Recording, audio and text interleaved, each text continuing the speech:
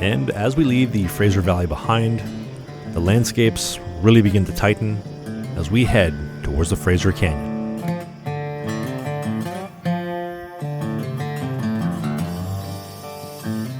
Now, if we were heading west, we'd be retracing the exact route the early explorers fought through to reach the west coast. But going east, the scenery really escalates, and nowhere is that more evident than right here at Hell's Gates. Hell's Gates is a narrow choke point where the Fraser River surges through at speeds up to 30 kilometers an hour. And when explorer Simon Fraser passed through here in 1808, he wrote in his journal that this must in fact be the gates of hell because there is no way any man could ever survive the rapids down below. And it's crazy to grasp just how harsh this environment must have been to conquer with no prior mapping or experience, and it really provides some perspective for what was to come as we continue our climb through the canyon.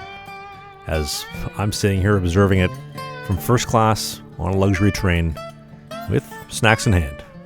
I'm telling you, these peanut butter pretzels and chocolate balls, they're pretty addicting.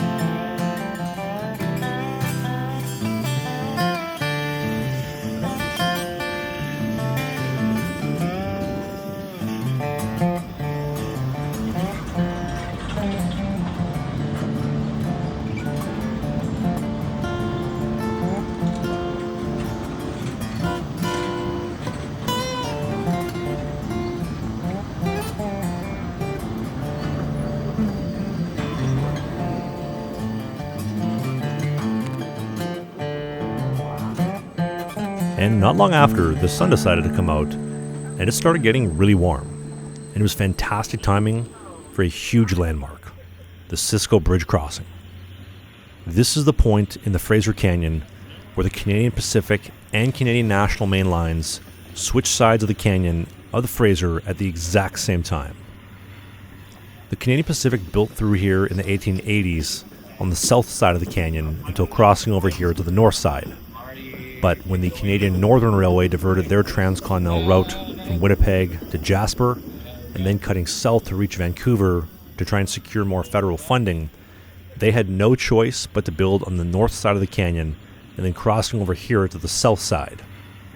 And it's so cool here in 2026 that you can still see both routes in action at the same time, with the orange bridge being CN track and the black bridge that we are coming off of being Canadian Pacific.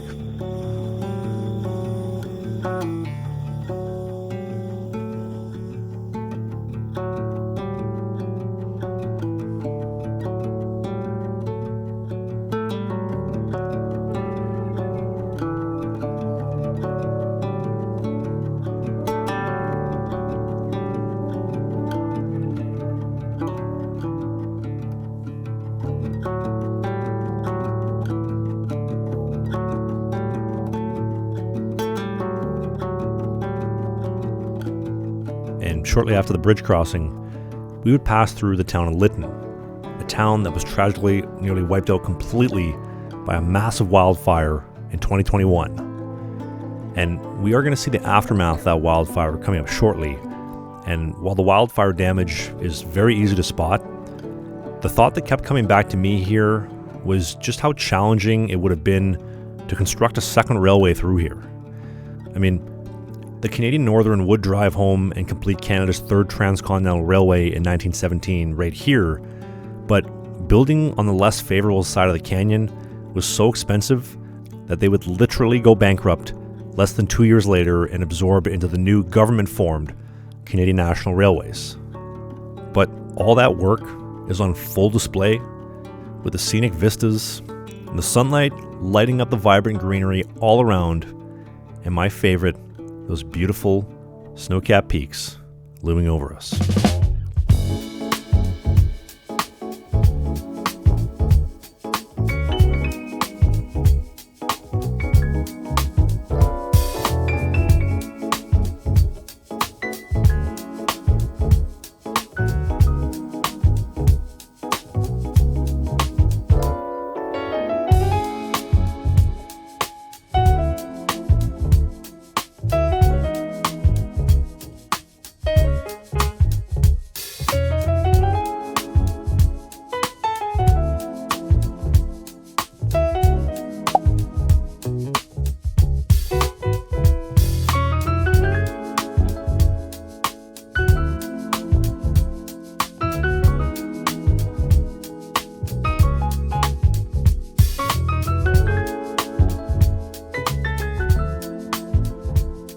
As we would begin to draw day one to a close, we were cutting around the shoreline of Kamloops Lake right here, and for me, this is what makes the trip so special. I have traveled this exact route so many times on Via Rail, and I've always hoped that the trains would be super late so that I could see the scenery because the train goes through it at night. But with the Rocky Mountaineer being a daylight-only train, this is my first time actually seeing it and seeing all of it, including this mountain goat, I think doing some train spotting from above. And cheers to that. We got a foamer. Hey, foamy. And that's the first foamer of the trip. Oh, never mind. We got two. Oh, and we got the fuzz. Day one had plenty of wildlife, so many beautiful wide open landscapes, and especially with that golden light hitting, which was quite the contrast from the freezing rain in Vancouver earlier this morning. As we cross over the Thompson River and into the Kamloops Yard, and beginning our reversal into the station.